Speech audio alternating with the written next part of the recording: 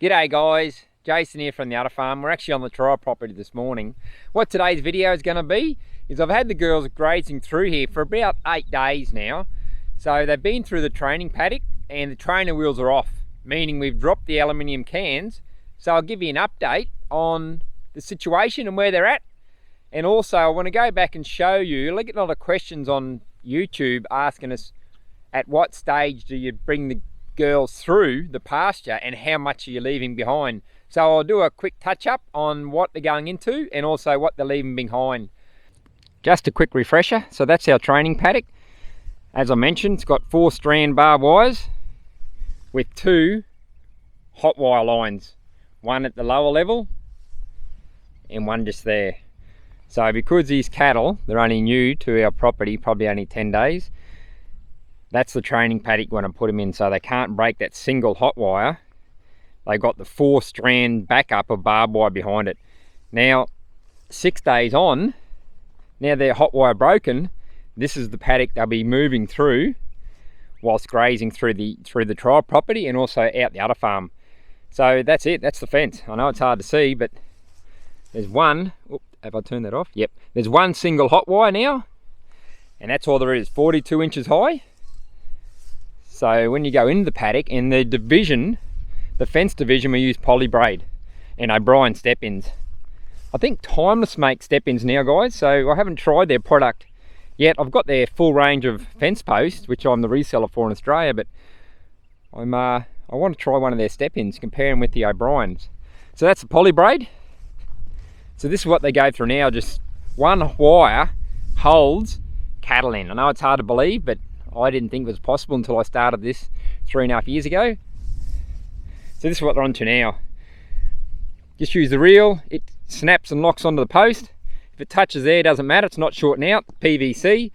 Unlike star pickets, metal star pickets, you can't do that. You wouldn't have any power left whatsoever in your charger. So that's it, 42 inches high, all the way along, and that holds them in. So this is where they were yesterday. A 20-hour period. Last night, me and Nicole were at the Udder Farm. We had some Timeless products we had to unload from a truck, and also fruit trees we had to water, so I didn't get a chance to put a back fence up. But as you can see, they're not even interested in coming through in this area which they grazed yesterday. From this point on, you can see the difference in height. They were here yesterday, and we put them in here last night after dark, and that's where they've stayed. There's heaps of forage still in there. And this is the fence.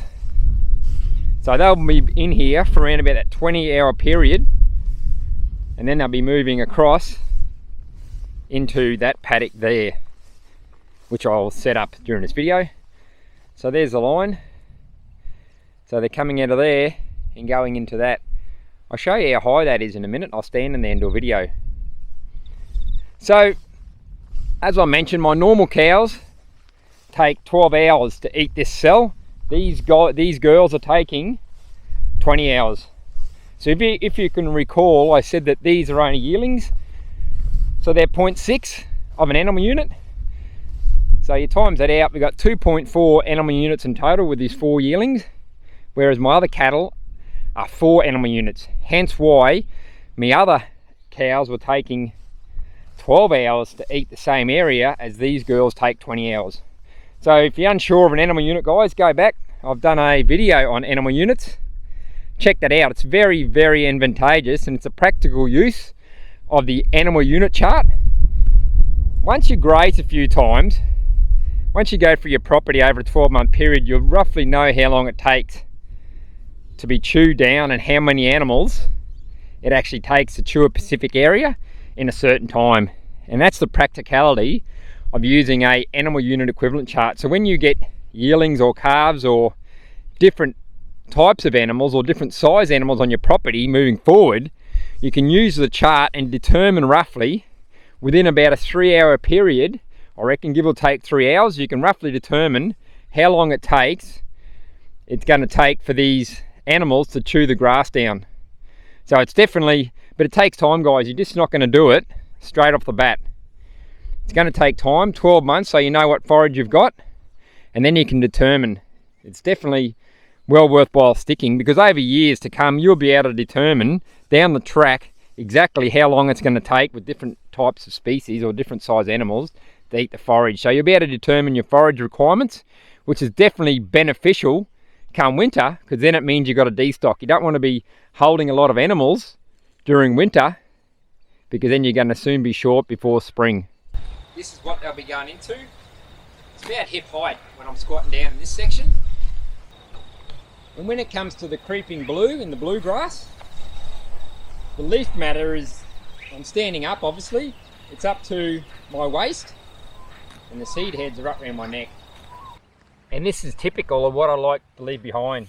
So I've got about a foot of, this is bluegrass, got about a foot there. So that's still giving me that solar panel in the leaves to capture that carbon dioxide and sunlight to feed the microbes. You definitely don't want to overgraze, because you need that to pull the goodness into the soil. Without that, you can't utilise the environment, the sunlight and the carbon dioxide. You're relying on the root system. So that's what I leave, and as you can see there's a good amount of thatch also left. So all this stuff here, there's still leaf matter on there. It's just been pushed down as use it for matting. Some of that will break down, will die and go back into the ground to add that organic matter and also armouring the soil, and others will stand up with the sunlight. So you haven't lost that, it's just adding that leaf matter back onto the ground to armour the soil to hold your moisture and protect it from the sun. So, and that's generally when I move them out, when it's about that height. All I've got to do now is fill up their water. So have a good morning, have a good afternoon, and a terrific evening guys, wherever you watch this from, and we'll catch you later.